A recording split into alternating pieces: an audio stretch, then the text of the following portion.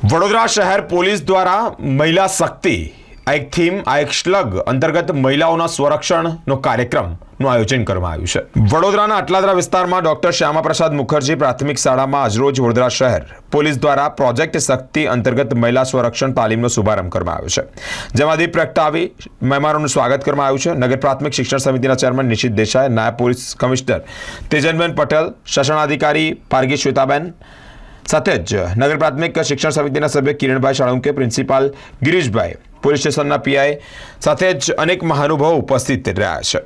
Police મહિલાઓએ 3 મહિનાથી જે તાલીમ લીધા બાદ તમામ મહિલાઓએ વિદ્યાર્થીઓને તાલીમ આપી છે। પોતાના બચાવ મહિલાઓ કઈ રીતે કરો તેની પણ અહીંયા તાલીમ આપવામાં આવી છે। આજે મહિલા સેલ્ફ ડિફેન્સની તાલીમના અમે પ્રોજેક્ટ શક્તિ કરીને એક નવા જ પ્રોજેક્ટનો શુભારંભ કરીએ છીએ। અગાઉ જે સેલ્ફ ડિફેન્સની તાલીમ થતી હતી એ બહારની એજન્સીઓને આપણે હાયર કરીને કરતા હતા, જ્યારે આ તાલીમની વિશેષતા એ છે કે અમારા મહિલા કર્મચારીઓની શક્તિ 1 અને શક્તિ 2 એવી રીતે 2 ટીમો બનાવેલી છે અને એમના દ્વારા જ આ તાલીમ આપવામાં આવશે। અને આ લોકોને 3 મહિનાની સઘન તાલીમ આપીને તૈયાર કરેલા છે મહિલા કર્મચારીઓને, અને ખૂબ સારા ટ્રેનર એમના માટે આપણે નિયુક્ત કરેલા હતા।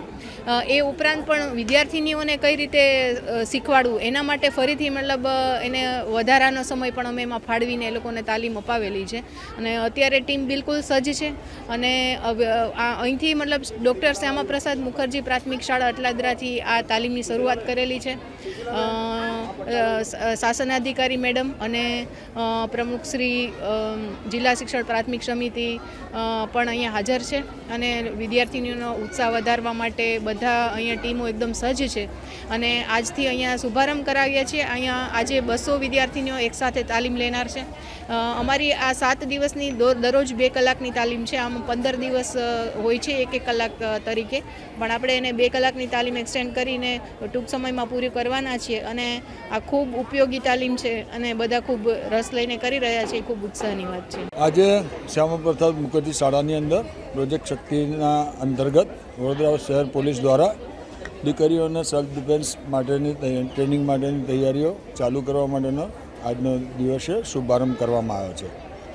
અહીંયા નાયબ પોલીસ કમિશનર બેન શ્રી તેજલબેન પટેલ તથા એમની સમગ્ર ટીમ દ્વારા દીકરીઓને સરસ મજાનું શિક્ષણ પોતાના સેલ્ફ ડિફેન્સમાં મળે એના માટે કરીને એ ટીમ આજે અહીંયા આવી છે।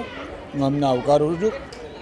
નગર પ્રાથમિક શિક્ષણ સમિતિની મારી દીકરીઓને આવનાર જીવનમાં કન્યાની કેળવણી એ અમારો પ્રાથમિકતા હોય છે અને કન્યાની કેળવણીના ભાગરૂપે આજે જે સરસ મજાનું સેલ્ફ ડિફેન્સ શીખવા મળે છે, એ સેલ્ફ ડિફેન્સ શીખે અને જરૂર પડે જીવનમાં જ્યારે તે એનો ઉપયોગ બી કરી શકે, એના માટે કરીને આજે વડોદરા શહેર પોલીસનો બી આભાર વ્યક્ત કરું છું, અમારી સમગ્ર ટીમનો આભાર વ્યક્ત કરું છું અને ખાસ કરીને આ શાળાના પ્રિન્સિપાલ ગિરીશભાઈ જેઓએ આ ઇનિશિયેટિવ લઈ અને અહીંથી આની શરૂઆત કરે છે અને આવનાર દિવસોમાં બધી જ શાળાઓની દીકરીઓને આ શીખવા મળે।